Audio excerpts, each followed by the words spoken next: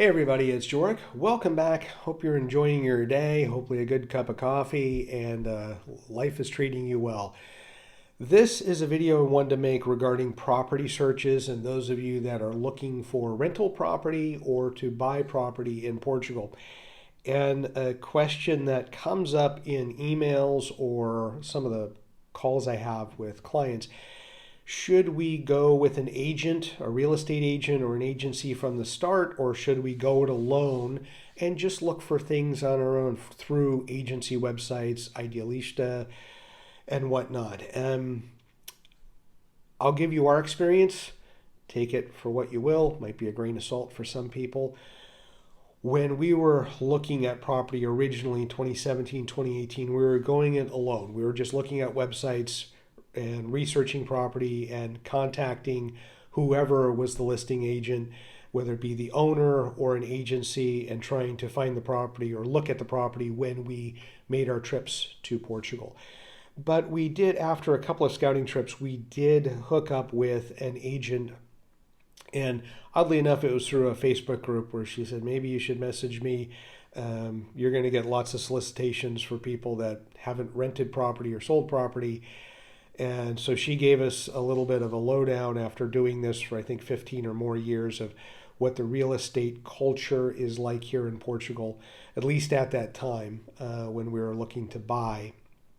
And with that, we started off without an agent, ultimately had an agent who helped us look through many properties and preview things for us before we came.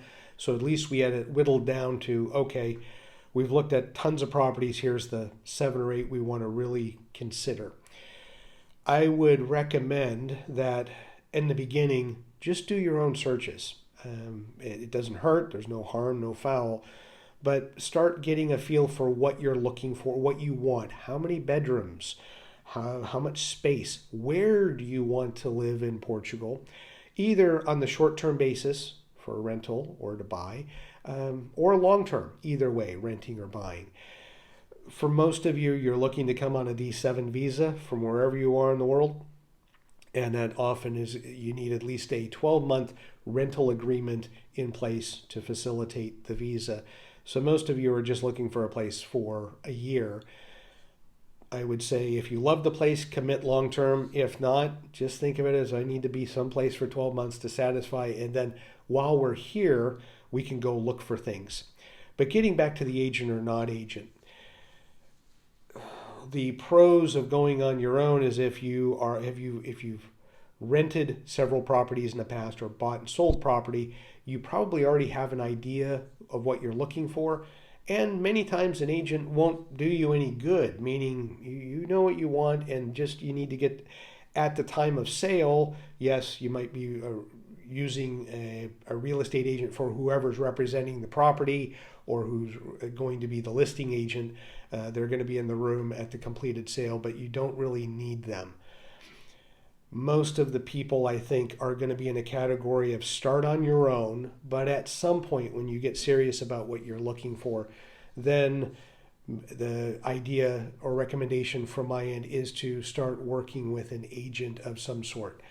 I've made videos where I haven't necessarily been the most fond of real estate agents in Portugal, just because of what it takes to get licensed is minimal at best.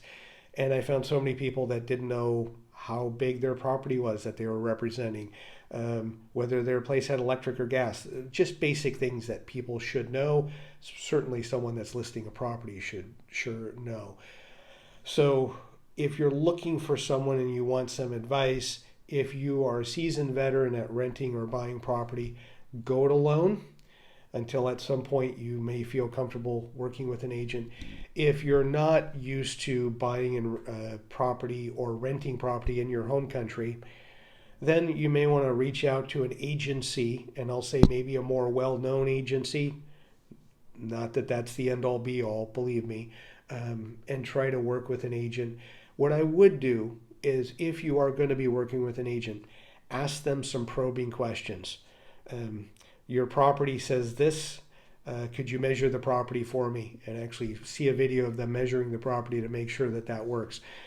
Some of the questions that you get in the description, I will say often real estate descriptions on Idealista as well as agency sites are pretty vague. So if you're interested in schools, ask them what schools are nearby. Have they visited those schools for you? Can they do some prep work for you? What's the neighborhood like? The closest grocery store, health, like hospital, doctor's office, things like that. So if you're going to work with an agent and have that agent represent you through either getting a rental property or buying a property, I would do their diligence and make sure that they're doing their legwork for you, so that as they're earning whatever commission they're getting for the rental or the sale, it's worth it. And it's also a way, as you keep asking them questions, you can find out their customer service level, their response time, how quickly they get back to you, and how knowledgeable they are about the property and the areas that they're listing. So I hope that helps. It's not a straight answer on that, because I think there's examples where you can go without an agent. There's examples where you should go with them. But I think that's each a personal taste and extremely subjective. But some viewers have been asking me to comment on that, so I wanted to just make a video about that. Hopefully this helps make your decision one way or the other. As always, thank you so much for taking the time to watch, and enjoy your travels.